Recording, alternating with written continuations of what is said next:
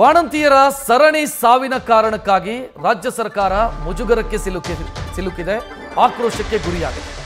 ಈಗ ಸರ್ಕಾರಕ್ಕೆ ಮತ್ತೊಂದು ಸಮಸ್ಯೆ ತಗಲುವಂತ ಸಾಧ್ಯತೆ ಕಾಣ್ತಾ ಇದೆ. ಕಳಪೆ ಹಿಮೋಗ್ಲೋಬಿನ್ ಡಿಜಿಟಲ್ ಮೀಟರ್ ಅನ್ನು ಖರೀದಿ ಮಾಡಿದ್ದಾರೆ ಅನ್ನೋ ಆರೋಪ ಕೇಳಿಬರ್ತಾ ಇದೆ. ಹಣದಾಸೆಗೆ ಅಧಿಕಾರಿಗಳು ಕಳಪೆ ಗುಣಮಟ್ಟದ ಉಪಕರಣವನ್ನು ಖರೀದಿ ಮಾಡಿದ್ದಾರೆ ಅನ್ನೋ ಆರೋಪ ಕೇಳಿಬರ್ತಾ ಇದೆ.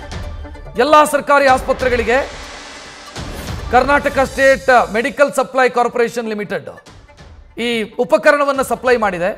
ಈ ಉಪಕರಣ ಗುಣಮಟ್ಟದಲ್ಲಿ ಅತ್ಯಂತ ಕಳಪೆ ಗುಣಮಟ್ಟದ್ದು ಅನ್ನೋ ಆರೋಪ ಕೇಳಿಬರ್ತಾ ಇರೋ. ಇದಕ್ಕೆ ನ್ಯೂಸ್ ಫಸ್ಟ್ಗೆ ಒಂದಿಷ್ಟು ದಾಖಲೆಗಳು ಕೂಡ ಲಭ್ಯ ಆಗಿದೆ.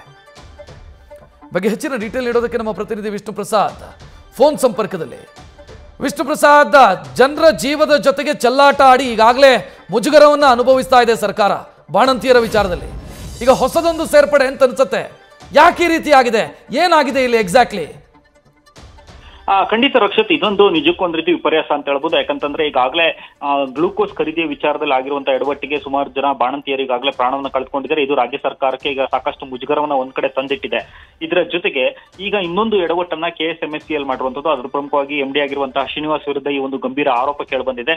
ಈ ಒಂದು ವಿಚಾರ ಏನಂತಂದ್ರೆ ಈಗಾಗಲೇ ಅದರಲ್ಲೂ ಪ್ರಮುಖವಾಗಿ ಉತ್ತರ ಕರ್ನಾಟಕದಲ್ಲಿ ಅನಿಮಿಯಾ ಸಮಸ್ಯೆ ಬಹಳ ದೊಡ್ಡದಾಗಿ ಬೆಳೆದು ನಿಂತಿರುವಂತದ್ದು. ಅದರಲ್ಲೂ ಪ್ರಮುಖವಾಗಿ ಚಿಕ್ಕ ಮಕ್ಕಳಿಂದ ಹಿಡಿದು ಸುಮಾರು 49 ವಯಸ್ಸಿನ ಮಹಿಳೆಯರೇನಿದ್ದಾರೆ ಅಲ್ಲಿ ತನಕ ಅವರೆಲ್ಲರೂ ಕೂಡ ಹಿಮೋಗ್ಲೋಬಿನ್ ಸಮಸ್ಯೆಯಿಂದ ಬಳಲ್ತಿದ್ದಾರೆ. ಮತ್ತೆ ಕಬ್ಬಿಣದ ಅಂಶಗಳು ಕಡಿಮೆ ಇರುವಂತಹ ಸಮಸ್ಯೆಯಿಂದ ಅವರು ಬಳಲ್ತಿದ್ದಾರೆ. ಅದನ್ನ ಮುಕ್ತಗೊಳಿಸಬೇಕು ಅಂತೇಳಿ ರಾಜ್ಯ ಸರ್ಕಾರ ಹೊಸದಾಗಿ ಒಂದು ಯೋಜನೆಯನ್ನು ಜಾರಿಗೆ ತಂದಿತ್ತು. ಅನಿಮಿಯಾ ಮುಕ್ತ ಪೌಷ್ಟಿಕ ಕರ್ನಾಟಕ ಕಾರ್ಯಕ್ರಮವನ್ನು ಜಾರಿ ತಂದಿತ್ತು. ಅದರಂತೆ ಎಲ್ಲರಿಗೂ ಕೂಡ ಹಿಮೋಗ್ಲೋಬಿನ್ ಚೆಕ್ ಮಾಡೋದಕ್ಕೋಸ್ಕರ ಹೊಸ ಎಕ್ವಿಪ್ಮೆಂಟ್ ಅನ್ನು ಖರೀದಿ ಮಾಡೋದಕ್ಕೆ ಮುಂದಾಗಿತ್ತು. ಆದ್ರೆ ಆ ಖರೀದಿ ಮಾಡಿರುವಂತಹ ಎಕ್ವಿಪ್ಮೆಂಟ್ ಏನಿದೆ ಅದೇ ಈಗ ಸದ್ಯ ಕಳಪೆ ಮಟ್ಟದ್ದು ಅನ್ನುವಂಥದ್ದು ಈಗ ರಿಪೋರ್ಟ್ ಅಲ್ಲಿ ವರದಿ ಬಂದಿರುವಂತದ್ದು. ಸ್ವತಃ ಸರ್ಕಾರಕ್ಕೆ ಸಂಬಂಧಪಟ್ಟಂತೆ ಅಂದ್ರೆ ಬೆಂಗಳೂರು ವೈದ್ಯಕೀಯ ಕಾಲೇಜು ಮತ್ತು ಸಂಶೋಧನಾ ಸಂಸ್ಥೆ ಈ ಒಂದು ಪರಿಶೀಲನೆ ನಡೆಸಿ ವರದಿಯನ್ನು ಕೊಡುವಂತ ಕೆಲಸವನ್ನು ಮಾಡಿದೆ.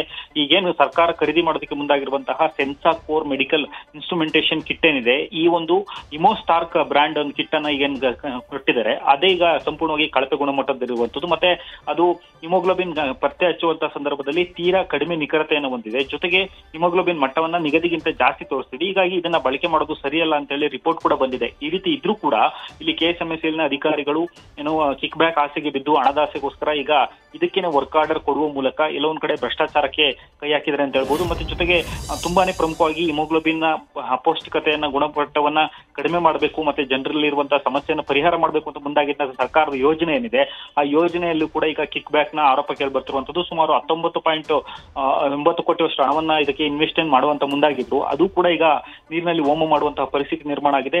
ಇದು ರಾಜ್ಯ ಸರ್ಕಾರಕ್ಕೆ ಈಗ ಬಾಣಂತಿಯರಾದಂತಹ ಬಳಿಕ ಈಗ ಇದು ಮುಂದಿನ ದಿನಗಳಲ್ಲಿ ಇನ್ನೊಂದು ರೀತಿಯ ಮುಜುಗರವನ್ನ ತಂದಿಡುವಂತಹ ಸಾಧ್ಯತೆಗಳು ಬಹುತೇಕ ಜಾಸ್ತಿ ಇದೆ. ರಕ್ಷಕ್, ಥ್ಯಾಂಕ್ ಯು ವಿಷ್ಣು ಪ್ರಸಾದ್ ಮಾಹಿತಿಗೆ.